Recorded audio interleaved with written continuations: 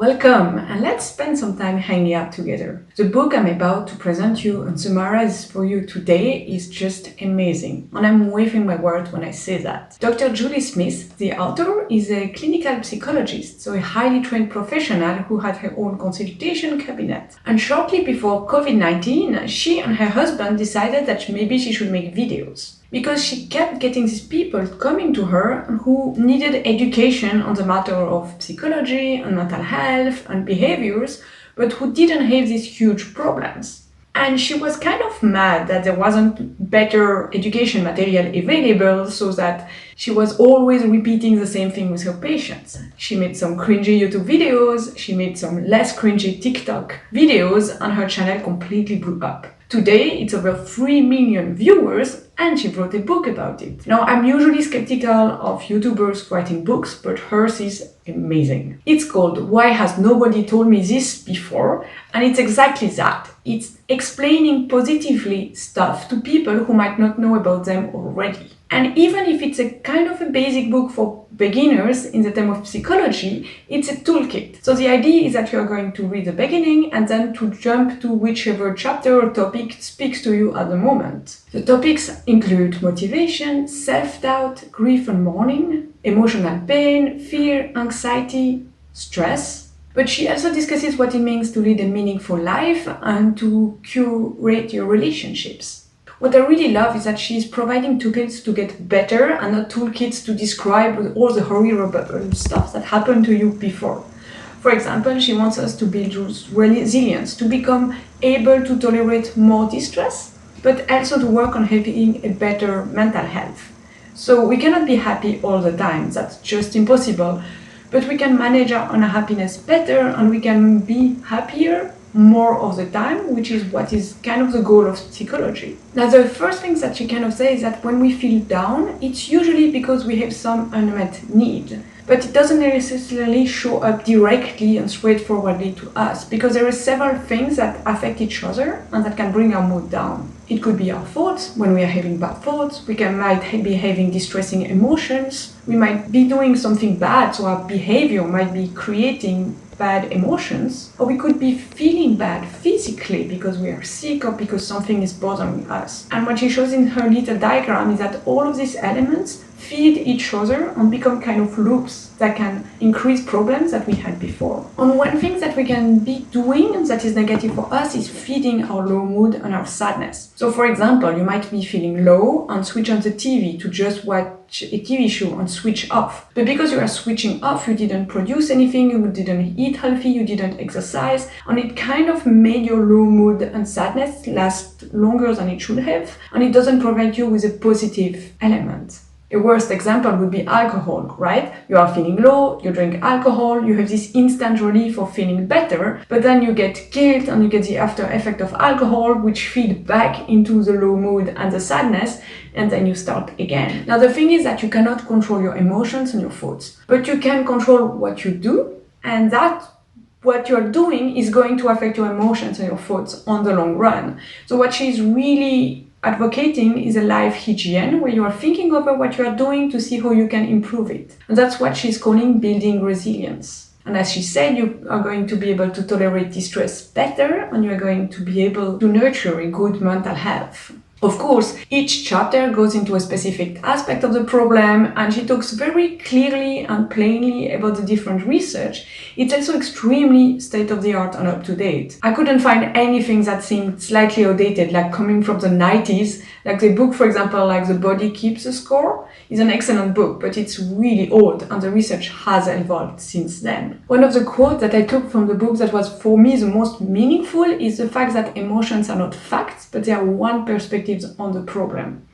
And I really like the idea that you can change your perspective on the problem to see it from another angle. On the other hand, I was often asked to change my perspective on things because I was seeing them wrongly according to someone else, and it was a little bit of a gaslighting, because sometimes stuff is bad and you're supposed to feel bad when you're exposed to bad stuff. And revising your perspective lets you make sure that you don't feel worse than you need to, but you are supposed to feel bad when things happen badly. It was, however, a nice reminder And as a Kickstarter for thinking about my own life, it was very powerful. The other thing that I really liked, and I had heard about it before, but it was nice to see her graphic presenting it again, is the notion of the stress curve. Everybody has a personal notion of the stress curve. But if you don't have enough stress in your life, you're gonna be bored and lazy and feel like you're not progressing. On the other hand, if the stress is too high, you're going to be overwhelmed and burnout. I also have some first-hand experience on that. It's not cool. But there is a kind of sweet middle where you are being pushed to express the best of yourself,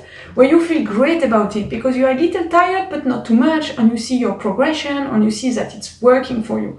And this is the optimal stress zone that we should be aiming to be at least some of the time, so that we can really become our best selves and achieve as much as possible. I'm going to go towards some of the solutions that she's proposing in her book that I thought were really valuable, but before I want to mention two other parts. The first one is a feeling wheel. If you're already familiar with your own emotions, it's not that useful, but if you're not really capable of naming what you are feeling right now, the feeling wheel is amazing. You have a basic one with not too many words, and you have an extended one with a lot of different description. And the idea is that you're going to take this feeling wheel and just consider what feelings you might be feeling at the moment. And it could be a combination of both. But it's really useful to look back and wonder, like, am I really feeling this or not? Because you get this kind of like gut feeling coming and a little bit of realization when you are able to accurately name what you are feeling right now. And the first times I used the wheel, it was kind of amazing because a lot of the time the stuff that I thought were fear were actually displeasure or unwillingness to do stuff, but not exactly fear. Like I spent way too much time thinking I was afraid of stuff when actually I had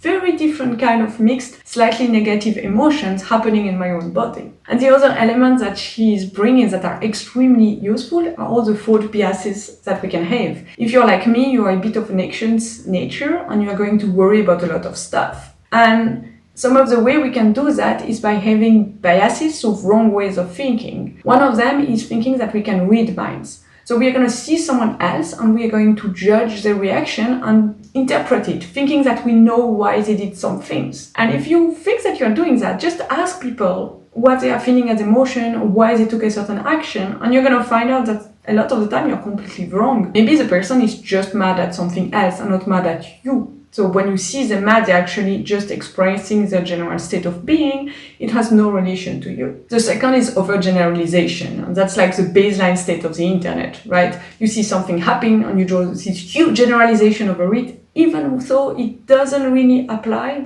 It's a one case or it's a specific situation. But it's worth considering if you're doing that, because you might be judging people too much and it's going to be harmful to you and to the relationship. Another one is egocentric thinking, and that's something that we tend to do a lot when we are feeling bad about ourselves or when we are sick, is that the entire world starts to revolve around us.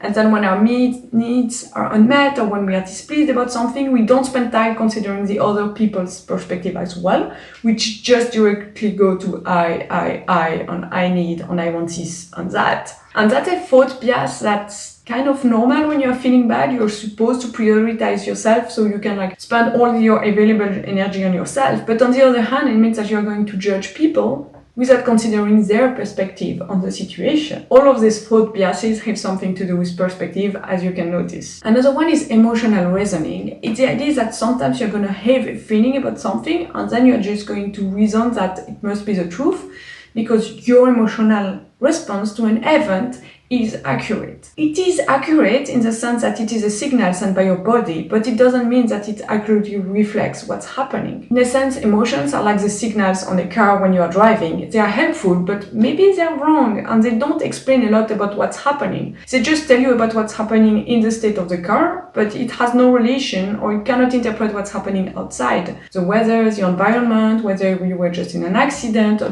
what happened generally in the world. So it's a very precious indication. Emotions are a precious indications, but you need to be a bit careful about what you're going to do with them. Another generalization or bias that we can have is the idea that we have things we must do or things we should do. And when we keep thinking about, oh, I should be doing this and that, or oh, I mustn't do this or that, we have all these rules we set for ourselves. It becomes kind of like a jail that we impose on ourselves that can be quite tight and difficult to live with. And it can prevent us from seeing other solutions to problems or from exploring different kind of possibilities. And the final of the 4 biases that she mentioned is the all or nothing thinking. You know, it is black and white thinking where you are either my best friend or my worst enemy. You are either with me or against me. You cannot be neutral, or you cannot be messing up a slightly bit but not too much, or you cannot really be sorry, like you must really pick a side. That's something that happens a lot when we are stressed because of the way our brain are modified by the stress. We favor quick judgment because that's what's going to keep us alive, right? We don't have time to ponder about something for hours if we are in a stressful situation. But it means that people who experiences a lot of stress are going to be quite susceptible to this all of nothing thinking. And as a way to improve your life, or as a way for me to improve my life, being careful about these 4 biases is really a way where I can think better about the world, and it's going to nurture a better mental health, and I'm going to make better decisions once I know what kind of shortcuts I typically take in my life. I have to say, when I thought about this list, I was quite shocked at the amount of must I still had in my own head that were taught from like my teenage years.